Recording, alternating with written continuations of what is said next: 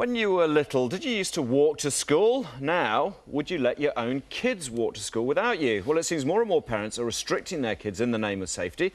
But are we going to the extreme? Here to explain how to keep your kids safe without being overprotective is John Cowan from The Parenting Place. John, thanks for coming in. We are too overprotective, are we not? In places. And I think we're worrying about things that we needn't worry as much about. So let's talk about this kids walking to school, for instance.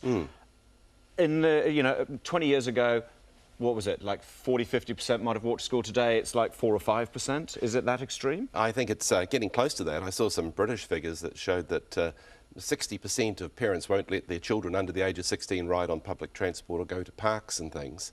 And yet only 4% of those parents would say they'd had the same restrictions when they were that young. So let's look at how we balance this. It's important to give them space and freedom without being overprotective, but of course safety is always the key for every parent. That's right, and I think that you've got to understand where the real risks are. The main reason that parents don't let their kids, say, go and play in parks and things is stranger danger. And, you know, like some figures that I saw in America, which is probably literally a more dangerous place than New Zealand, you'd have to leave your child out on the street for 750,000 years before it was statistically likely they were going to be abducted.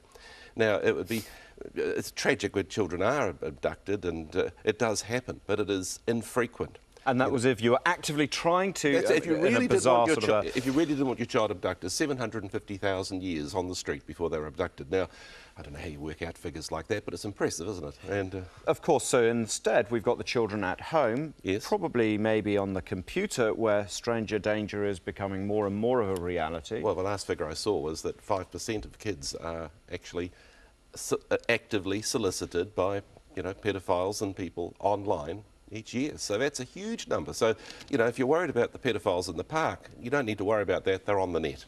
Let's talk about what we as parents can do then to start, I don't know, giving this little bit more freedom to the children and yet keep ourselves sane. Well, first of all, start to think about the limits that you had as a child.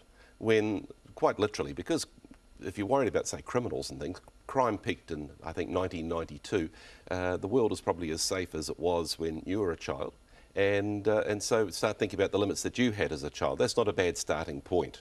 I'm not saying that you completely abandon common sense. You just retune it. If you're living between a tinny house and and a gang headquarters, you probably you look to the environment and things. But in most New Zealand streets, you know, kids can be let out on the street and things in their middle primary school years. But you monitor their own maturity.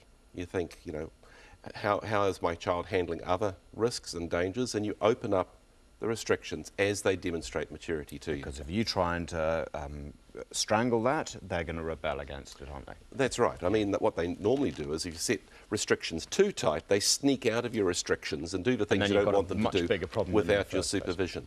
John Cowan from The Parenting Place, thanks very much. My pleasure.